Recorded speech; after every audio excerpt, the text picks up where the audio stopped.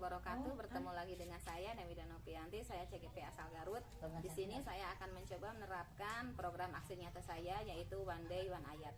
Di mana pada aksi nyata ini saya laksanakan ketika tatap muka di sebuah musola di lingkungan sekitar siswa kelas 6.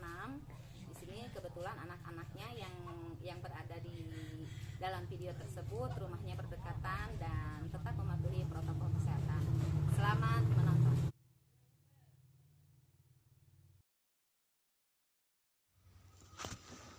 Assalamualaikum warahmatullahi wabarakatuh. Selamat pagi anak-anak. Bagaimana kabarnya hari ini? Sehat semuanya? Alhamdulillah. Tak lupa ibu mengingatkan bahwa kalian itu harus tetap menjaga kesehatan, memakai masker, mencuci tangan, menjaga jarak, mengurangi mobilitas. Jadi keluar rumah jika ada perlunya saja. Nah, untuk pelajaran hari ini seperti biasa, hanya yang bedanya kita sekarang akan melakukan budaya positif atau kebiasaan-kebiasaan positif. Sebelum melaksanakan pembelajaran, kita akan melaksanakan sebuah kegiatan rutinitas terbaru kita, yaitu membaca satu hari satu ayat atau One Day One Ayat. Artinya kalian semua harus melaksanakannya setiap hari supaya berguna bagi kalian baik masa sekarang atau masa yang akan datang. Tapi sebelum itu, maka kita melaksanakan sholat duha terlebih dahulu. Untuk melaksanakan sholat duha tersebut, maka kita harus apa dulu? Iya, mengambil air wudhu. Nah, silahkan mengambil air wudhunya. Perhatikan rukun-rukunnya. Dimulai dari laki-laki dulu. Ayo, silahkan.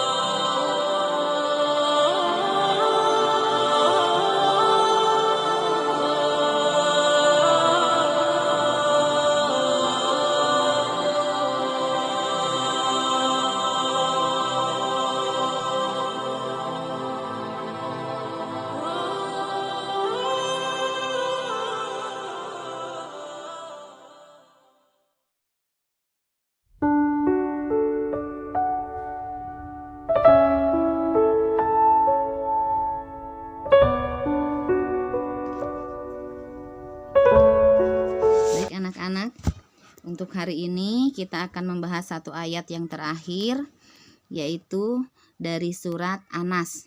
Anas itu yang seperti kalian ketahui artinya apa? Iya, Anas itu artinya manusia. Nah, surat Anas dilahirkan di Madaniyah, yaitu surat ke-114 dan terdiri dari 6 ayat. Untuk hari ini kita akan membahas satu ayat saja karena judulnya One Day One Ayat, artinya satu hari satu ayat. Baiklah, ayo kita sama-sama.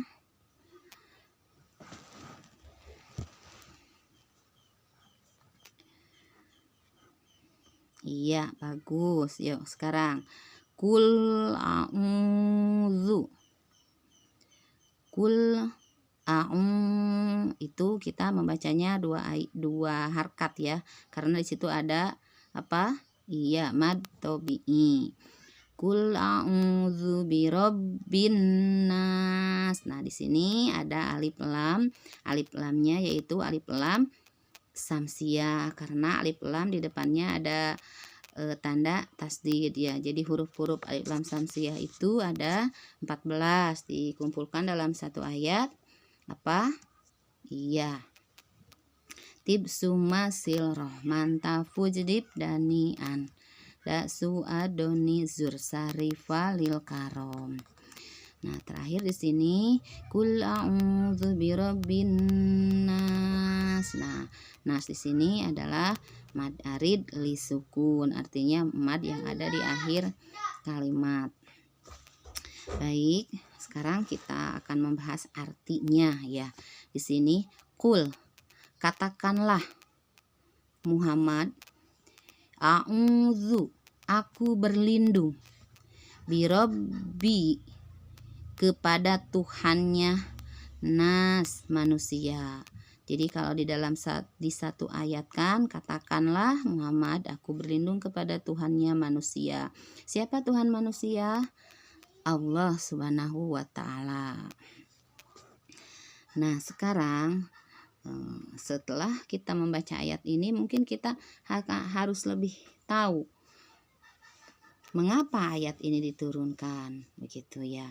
Nah, Ibu mengambilnya dari kitab Al-Imam Jalaluddin As-Sayuti. Di sini dijelaskan bahwa dikemukakan oleh Al-Baliki di dalam kitab Dalailun Nubuwah dari jalan Al-Kalbi dari Abi Sahih yang bersumber dari Ibni Abbas berkata bahwa Rasulullah Shallallahu Alaihi Wasallam pernah menderita sakit parah.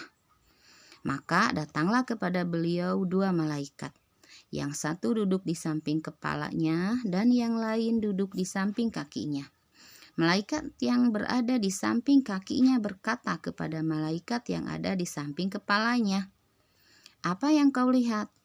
Malaikat yang satunya tadi menjawab, "Dia terkena guna-guna." "Apakah guna-guna itu?" "Guna-guna itu sihir." "Siapa yang menyihirnya?" "Labid bin Al-Asam, bangsa Yahudi. Sihirnya berupa gulungan." "Di mana ia?" "Di dalam sumur keluarga Fulan, di bawah batu besar di dalam gulungan." "Datanglah ke sumur itu, timbalah airnya dan angkatlah batu besarnya, kemudian ambillah gulungannya dan bakarlah." Lalu keesokan harinya Rasulullah mengutus Ammar bin Yasir dan beberapa sahabat lainnya untuk menuju ke tempat yang dimaksud. Sesampainya di sumur itu, tiba-tiba mereka melihat airnya seperti pacar. Ya, kalian tahu pacar ya yang suka digunakan di mana? Iya, di kuku perempuan ya. Lalu mereka menimbanya, kemudian mengangkat batu besar, mengeluarkan gulungan dan terus dibakar. Ternyata di dalam gulungan itu terdapat tali pengikat yang terdiri dari 11 simpul. Jadi surat Al-Falaq dan An-Nas ini diturunkan secara bersamaan ketika Rasulullah mengalami sakit yang begitu parah seperti yang dijelaskan tadi. Nah, di dalam surat An-Nas itu ada 6 ayat dan surat Al-Falaq ada 5 ayat. Jadi dijumlahkan ada 11 ayat. Dan dalam gulungan tersebut tadi ada sebuah simpul sebanyak 11 ayat. Jadi setiap Rasulullah membaca satu ayat, maka simpul itu akan terlepas sendiri satu simpul.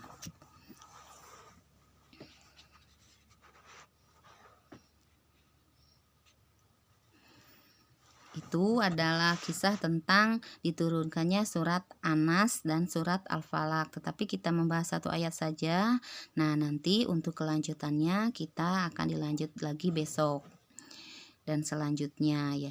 Tetapi jika pembelajaran kita daring, maka ibu akan memberikan voice note tentang ayat selanjutnya dengan artinya supaya kalian memahami makna yang terkandung dalam ayat yang kita baca tersebut.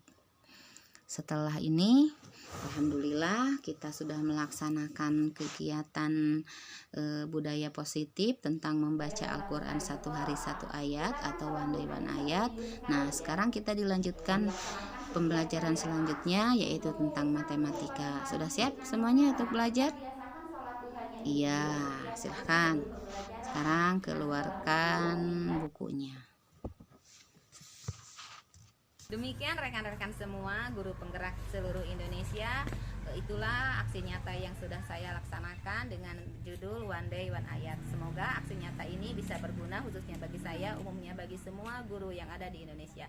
Salam guru penggerak. Wabillahi taufiq wal hidayah. Wassalamualaikum warahmatullahi wabarakatuh.